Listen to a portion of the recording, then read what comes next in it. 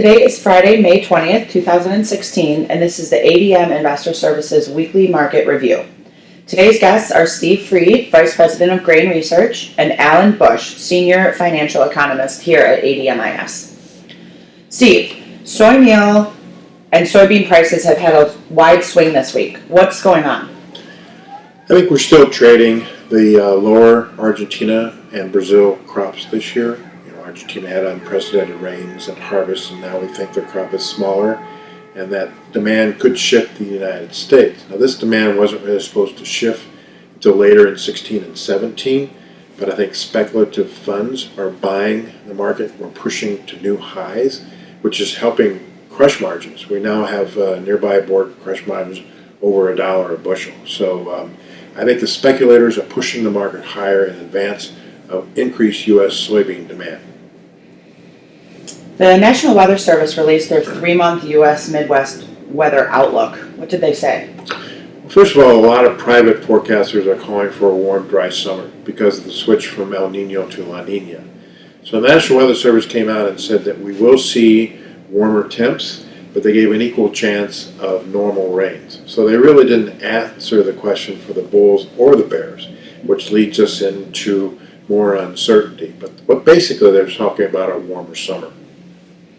U.S. farmers are planting the U.S. 2016 corn and soybean crop at a fast pace. What are conditions?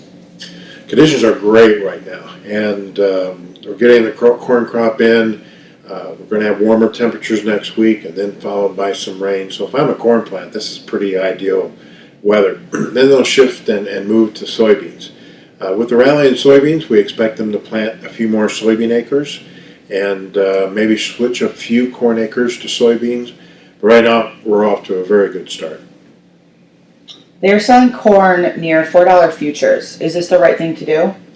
I think for them, they're trying to lock in some kind of margin because we were talking, John Deere just came out this week and said they look for cash prices in the fall to be at $3. So I think that this is a good place to lock in some margins, but I think they need to replace it with calls in case we have bad weather.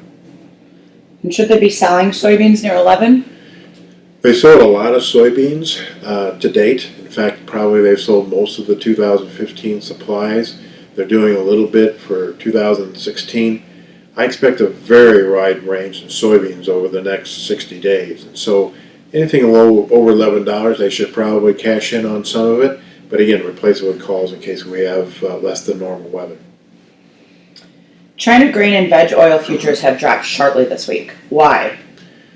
Well, I think that we were seeing a concentrated effort by the Chinese government to reduce speculative trading.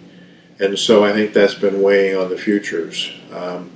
I think that also they expect that some of their China government will be selling some of their corn reserves and soybean reserves. And so I think that's putting pressure on the market. So far it hasn't impacted us.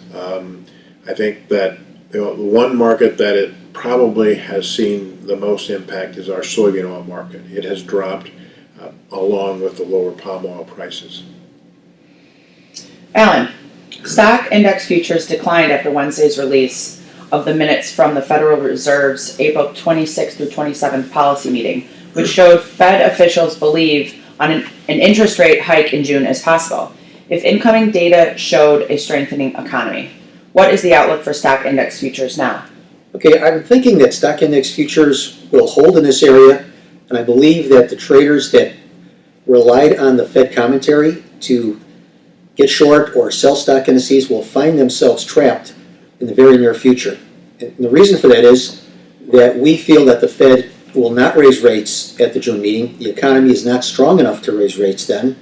In fact, with the GDP at the most recent report coming in only up 0.5%, we just feel that the Fed cannot raise rates with the economy a little better, but not to the point where it is growing fast enough for a rate increase from the Fed at the next meeting.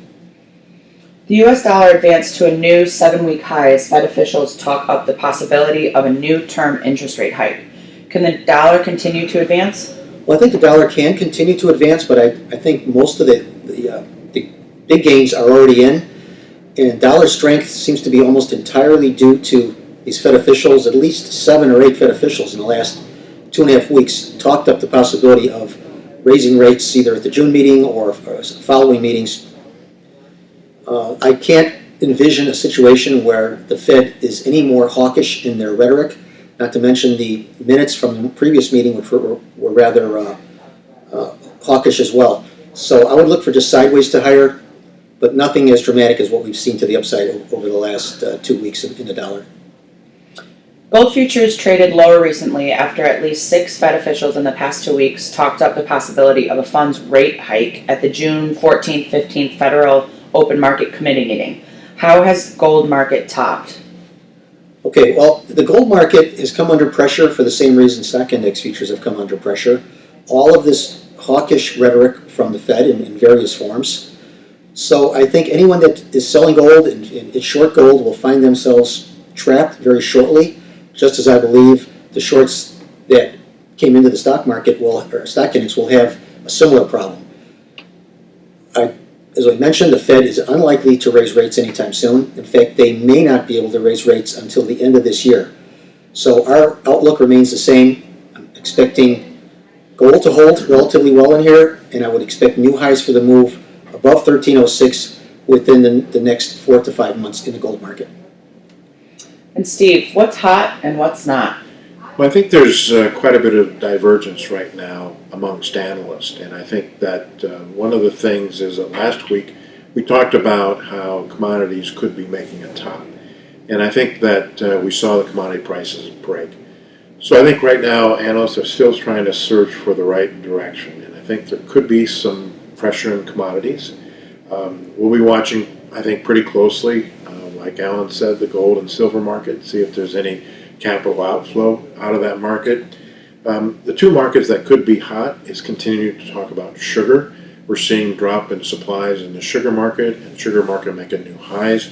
Also, we'll be watching the copper market. I think that if people believe that the Chinese economy will improve, you could see a higher trade in the copper market. One market that we're probably going to be watching really closely is corn. It's at a very key turning point at $4 a bushel. And I think that if we have a good crop, that could be a market that could turn lower. Obviously, if we have some summer weather problems, it will turn higher. But right now, it seems like at $4, the corn market might be close to a top for now. Please remember that the opinions expressed here today are solely the opinions of our guests and are not necessarily the opinions of Archer Financial Services, ADM Investor Services, or Archer Daniels Midland Company. If you have any questions or comments or would like to know more about our services, please contact us at www.admis.com.